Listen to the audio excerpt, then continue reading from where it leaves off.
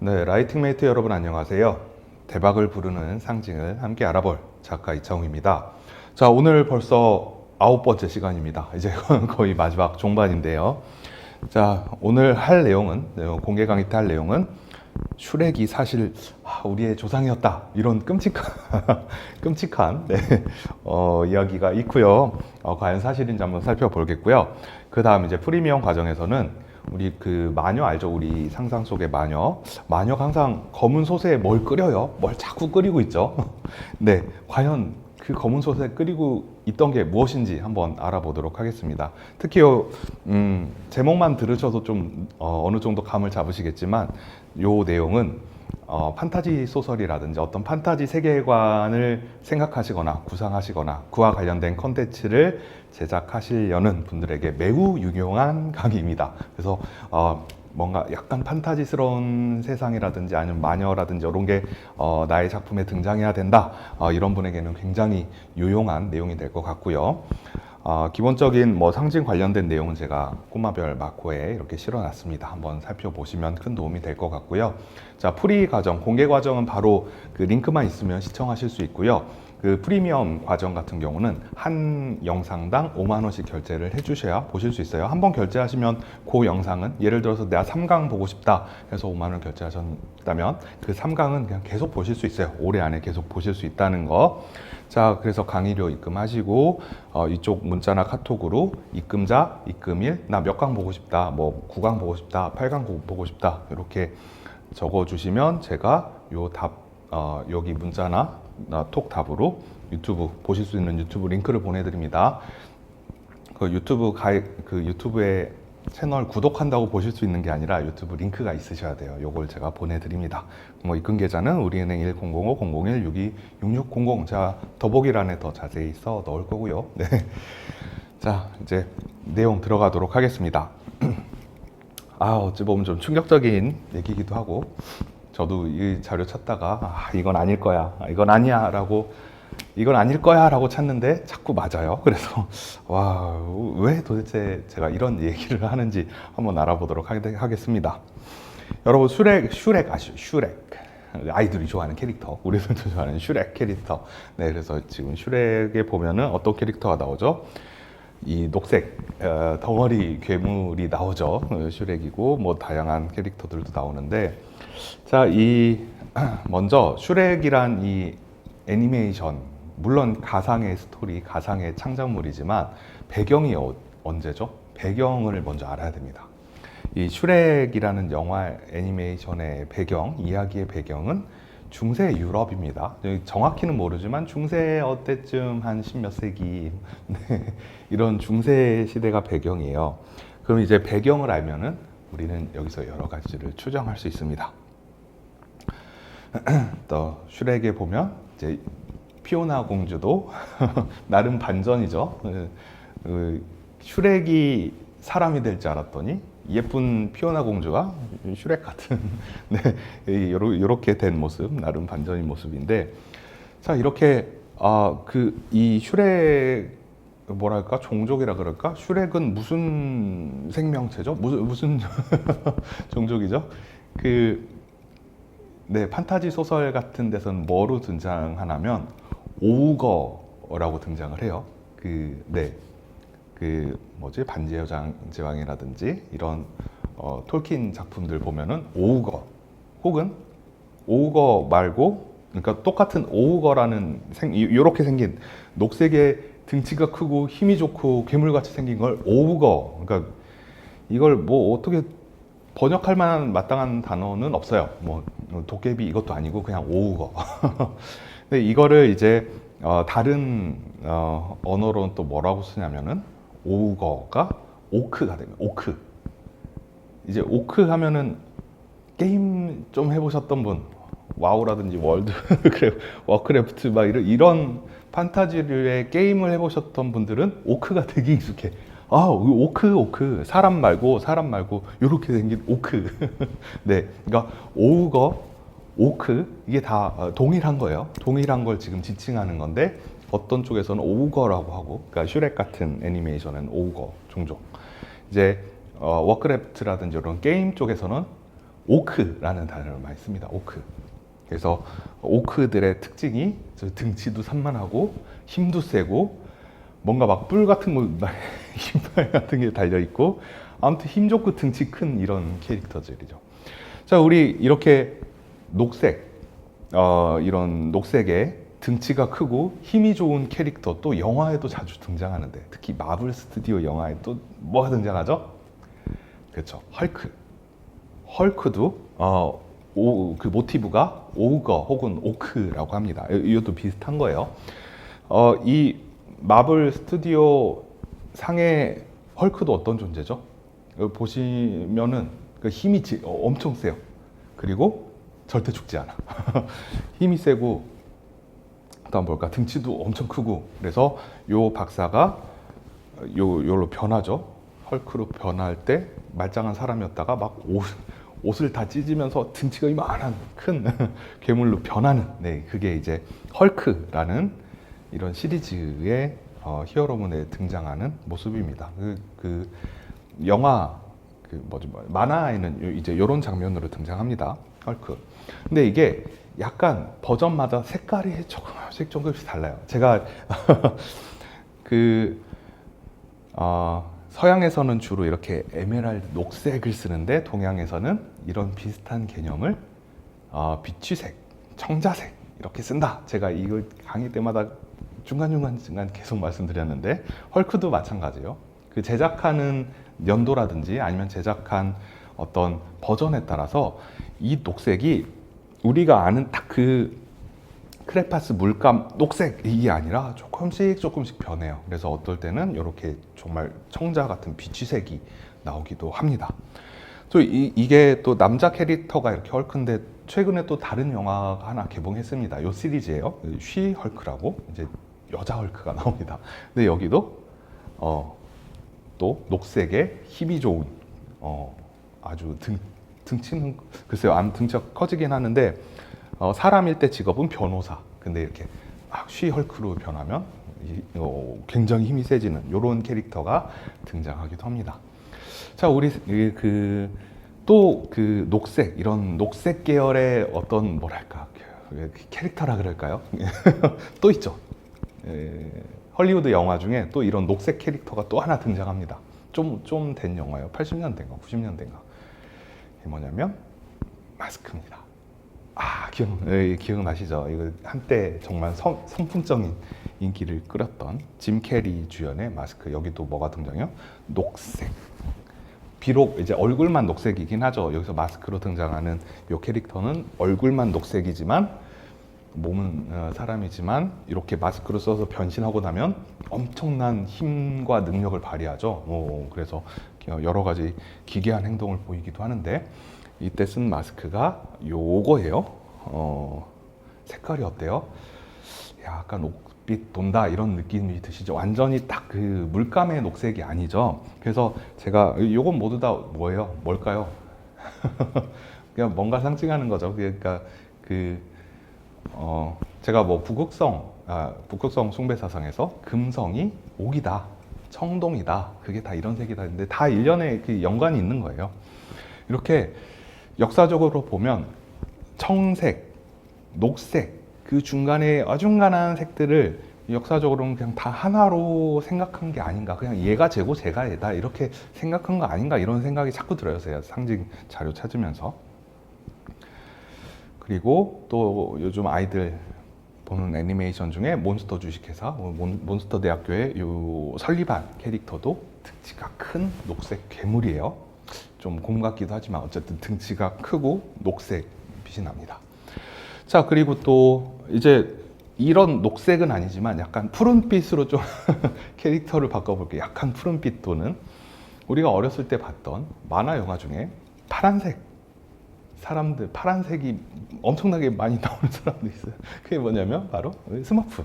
그쵸? 그것도 다 파란색이죠. 개구쟁이 스머프. 근데 이게 그 어떤 해설 자료 같은 걸 보면 이제 추정 자료죠. 이 제작을 정확히 왜 했는지, 왜 이런 캐릭터를 만들었는지 밝혀지지 않았지만 나중에 추정컨대 이게 무슨 뭐 사회주의를 뭐 하는 거다. 근데 제가 봤을 때 그건 아닌 것 같아요. 이게 뜻하는 게 다른 게 있어. 다른 게. 이게 막 사회주의를 뜻하고 뭐 공동체 의식을 그런 거 아니에요. 이 상징이에요, 상징. 제가 요 정리하면서 한꺼번에 알려드릴게요. 잘 보시면 특징적인 게 살색이 파란색이에요. 그렇죠? 살색이 파란색이고 이상한 모자를 뒤집어 쓰고 있습니다. 이게 스머프 대표적인 스머프 무슨 요술 모자 같은 이런 하얀색 모자. 그리고 파파 스머프 혼자 빨간색이에요. 자, 이거 제가 한꺼번에 설명드릴게요. 아무튼 이게 우리가 어렸을 때 봤던 스머프. 그래, 이런 캐릭터도 있구나. 스머프에서 악당이랄까 빌런으로 등장하는 게 가가멜이죠. 가가멜. 가가멜 항상 스머프를 끓여 먹어야지 이렇게 등장하는. 근데 가가멜의 모습 같은 경우는 사실 중세의 수도승의 모습이기도 합니다. 네. 자, 현대 영화에서 뭐 얼마 전에 또 개봉했던 영화 중에 또 파란색 캐릭터가 등장하는 이런 영화가 있습니다. 요게 아바타입니다. 아바타 2. 네, 아바타에도 어떤 등장인물이 어때요? 일단 푸른 계열이죠. 푸른 계열이고 그 다음에 굉장히 이 나비족이 키가 엄청 큰 걸로 나오죠.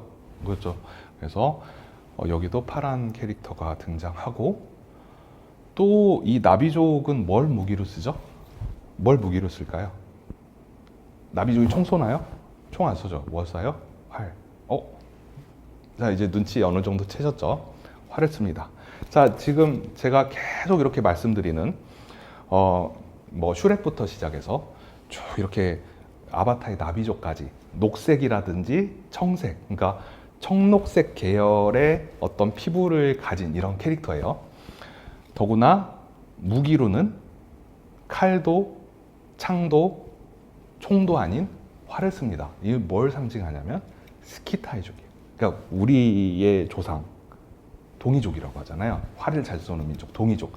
동이족의 조상이 스키타이예요. 오늘 이 얘기를 좀 해드릴 거예요. 그래서 이 스키타이 부족이라는 게 일단 특징적인 게 뭐냐면 등치가 커요. 북방 민족이에요. 시베리아, 몽고벌판 이런 데 살았던 북방 민족. 그래서 지금 어떤 국가들에 해당하냐면 그 지역이 몽고, 시베리아, 그다음에 뭐 스탄 계열이죠. 카자흐스탄, 우즈베키스탄 요런 지역에서 쭉 분포해서 유목 생활을 뭘 유목했어요? 술록 같은 걸 유목하고 살았던 민족이 스키타이고 스키타이의 후손 중에 동이족이 있고 훈족이 있고 몽고족이 있고 이런 거예요. 이렇게 쭉 분류가 됐어요. 스키타이의 후손이 또 유럽 쪽으로 넘어가면 누가 돼요? 북유럽 쪽으로 가면 바이킹이 되고요. 또 유럽 대륙을 쭉 지나서 영국까지도 갑니다. 그래서 영국 스코틀랜드에도 스키타이의 후손들이 있습니다. 그래서 굉장히 많이 분포가 되어 있어요. 자, 그렇다면 도대체 왜 녹색이나 파란색을 썼느냐? 자, 그거는 이 스키타이의 후손들이 전쟁하는 모습을 보면 나옵니다. 자, 특히 제가 이 스키타이가 쭉 유럽을 통해서 어디까지 갔다고요? 영국의 스코틀랜드까지 갔다고요. 자, 영국의 스코틀랜드의 역사적인 어떤 유명한 전쟁 영화, 뭐 전쟁 영화라 해야 되나? 멜 깁스 주연의 브레이브하트. 자, 거기에 전쟁 씬이 보면은 멜 깁스는 어떤 분장을 하고 나올까요? 어떤 모습을 하고 전쟁을 할까요? 바로 이렇게 얼굴을 파랗게 칠해요. 뭘 뜻하는 걸까요? 파란색 혹은 흰색 얼굴 칠해요. 이게 뭐냐면 북극성 숭배 사상입니다. 전쟁하기 전에, 그러니까 여러 가지 목적이 있어요. 그러니까 북극성을 숭배한다는 그 상징적인 의미도 있고, 또 뭐냐면 상대방을 위협해야 되니까, 전쟁이니까. 우리 전쟁에서 가장 좋은 게 뭐예요? 내가 힘세서 상대방을 제압하는 거예요. 그것보다 더 좋은 건 뭐예요?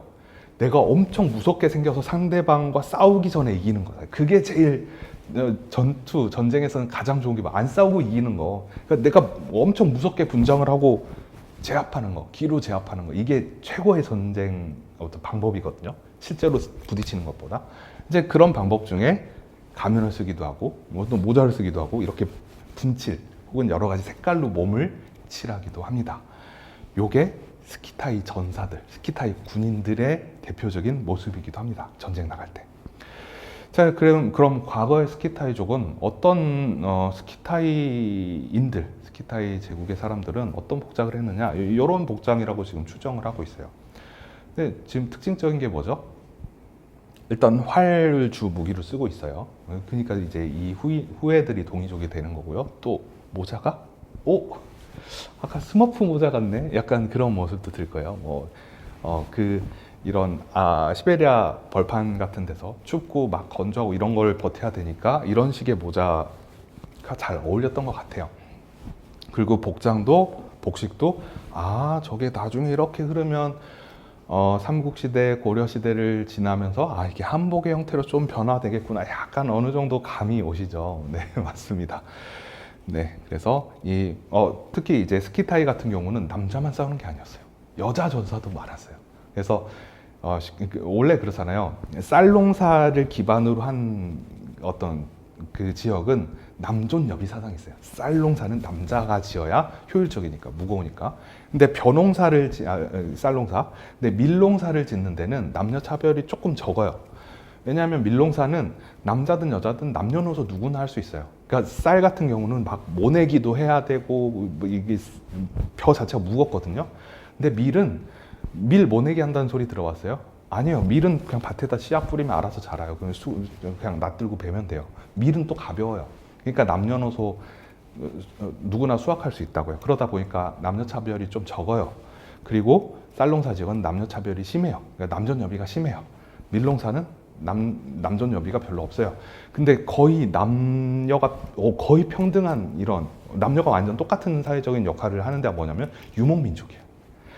그래서 유목민족은 전쟁할 때도 남녀노소 필요 없어. 그냥 활 쏘면 되니까. 왜냐하면 전쟁할 때 칼을 쓰거나 창을 쓰거나 도끼를 쓰면 어때요? 적이 오면 내가 도끼로 내려치거나 칼로 베거나 창으로 찔러야 되잖아요. 이게 뭐가 필요해요? 근력이 필요하다고요. 그러니까 엄청 체력이 좋아야 돼요. 근데 활이란 무기는 어때요? 활이란 무기는 내가 활시 당길 수 있는 힘만 있으면 누구든지 쏠 수 있어요. 남녀노소 누구나 쏠 수 있는 게 활이라는 무기예요. 그러다 보니까 이 스키타이 문화상, 전통 스키타이의 사회적인 문화상 유목 생활을 하니까 남녀 차별이 없어. 그리고 주로 쓰는 무기가 활이니까 활 쏘는 것도 남녀노소 누구나 쏠 수 있어. 그래서 전쟁이 터졌어요. 그럼 누가 군인이 돼요? 누가 군사가 돼요? 남녀 같이 군사가 되는 거예요. 그래서 싸우는 거예요. 그래서 스키타이는 여자 전사들도 많았어요. 좀 신기하죠. 자, 여자 전사가 이렇게 전쟁터에 나갈 때 얼굴 어떻게 칠한다? 굉장히 무섭게 파란색, 막 빨간색, 흰색.